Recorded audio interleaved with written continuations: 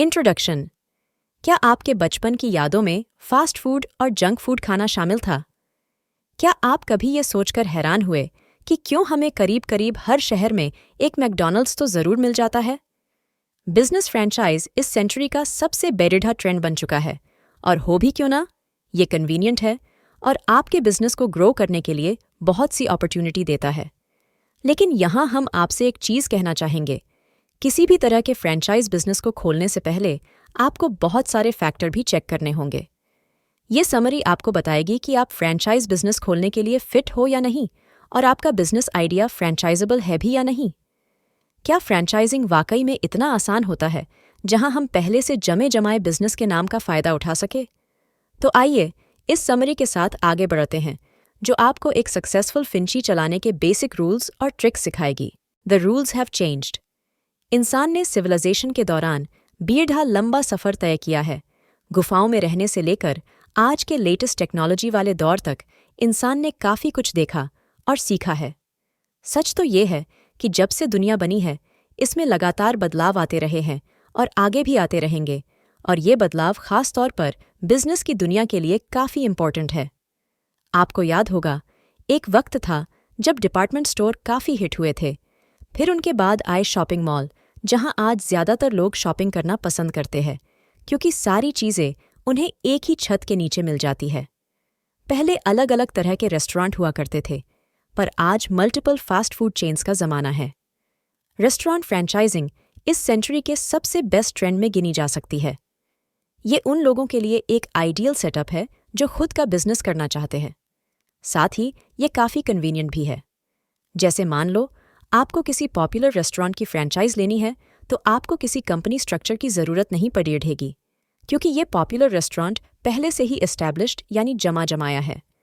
आपको बस उनका सिस्टम, प्रोसीजर, ड्रेस कोड और एम्प्लॉई मैनुअल फॉलो करना है।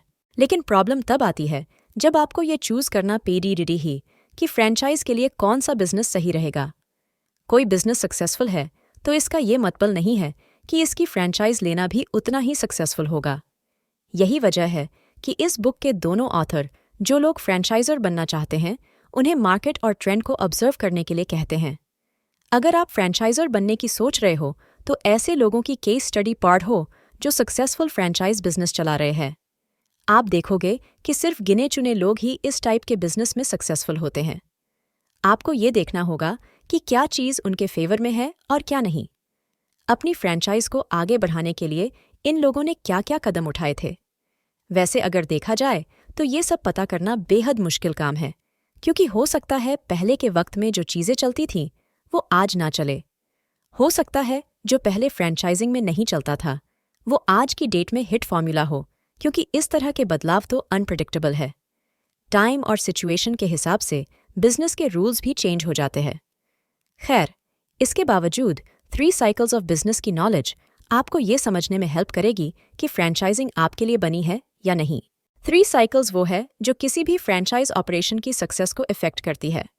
पहला है एक्सपेंशन साइकिल। ये फ्रेंचाइज बिजनेस को स्टार्ट करने के लिए आइडियल टाइम है, क्योंकि जब इकोनॉमी सही चल रही होती है तो कंट्री की ओवरऑल वेल्थ भी इंक्रीज होती है। पर दुख की बात यह है कि इसके ठीक बाद आता है दूसरा साइकिल, जो है रिसेशन साइकिल। रिसेशन साइकिल कब आ जाए कोई नहीं जानता। ये अनप्रेडिक्टेबल है, क्योंकि इकोनॉमी में उतार चढ़ाव आते रहते हैं। ये नॉर्मल सी बात है, जिसकी वजह से फिर अनएम्प्लॉयमेंट, बिजनेस का ठप हो जाना और बजट में कटौती करना जैसी चीज़ें होती है। तीसरा साइकिल है रिकवरी साइकिल। ये साइकिल धीरे धीरे ऊपर की ओर बढ़ता है, जहां एक बार फिर से एक्सपेंशन साइकिल की शुरुआत हो जाती है। एक तरह से ये एक्सपेंशन और रिसेशन साइकिल के बीच की चीज़ है। आपके अंदर ऑब्जर्व करने की पावर तो होनी चाहिए, साथ ही एक और क्वालिटी भी ज़रूरी है। एक फ्रेंचाइज ओनर बनना उतना ईजी भी नहीं है जितना कि लगता है। आपको हर वक्त फ्लेक्सिबल रहना होगा। एक सिस्टम पहले से चल रहा है तो इसका ये मतलब नहीं है कि हमेशा ऐसा ही चलेगा। इसलिए आपको मॉनिटर, इवैल्यूएट, एनालाइज, चेंज और अडॉप्ट करना सीखना होगा। ये दुनिया कभी एक जैसी नहीं रहती, तो आपको भी कदम से कदम मिलाकर चलना सीखना होगा। तो लगातार चेक करते रहो कि इकोनॉमी कैसी चल रही है, लेटेस्ट ट्रेंड पर नज़र रखो, और जिस इंडस्ट्री में आप हो उसके बारे में अपडेट रहो, और सबसे इम्पोर्टेंट चीज़, अपने बिजनेस को कभी कंपटीशन में पीछे मत रहने दो। इसका क्या मतलब है? यानी अपने कंपेटिटर्स जैसे मत बनो, क्योंकि बॉस्टन चिकन ने भी यही किया था। बॉस्टन चिकन अपने रोस्टेड चिकन के लिए फेमस है। वो लोग इसे कॉर्न, बेक्ड बीन्स और सैलड के साथ सर्व करते हैं। उनका मेन्यू बेहद सिंपल है, इसलिए उन्हें ज़्यादा एम्प्लॉयज़ की ज़रूरत भी नहीं पड़ती। उनका बिजनेस अच्छा चल रहा था। बात अगर लेबर और खाना तैयार करने की हो तो बॉस्टन चिकन काफ़ी सस्ता है। सब ठीक चल रहा था कि तभी मैकडॉनल्ड्स एक बिल्कुल अलग बिजनेस के साथ मार्केट में उतरा और बॉस्टन चिकन का राइवल नंबर 1 बन बैठा। मैकडॉनल्ड्स का साइड बिजनेस हर्थ एक्सप्रेस भी बॉस्टन चिकन जैसा ही सेम प्रोडक्ट ऑफर करता था।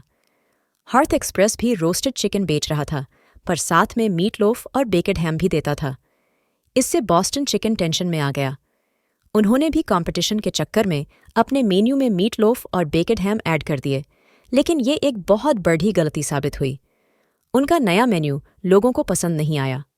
बॉस्टन चिकन की पॉपुलैरिटी कम होती चली गई और प्रॉफिट इतना कम होने लगा था कि ज़रूरी खर्चे निकालना भी मुश्किल हो गया। ऊपर से बॉस्टन चिकन को इस कंपटीशन के चक्कर में $1 मिलियन का अलग से नुकसान उठाना पेड़ था।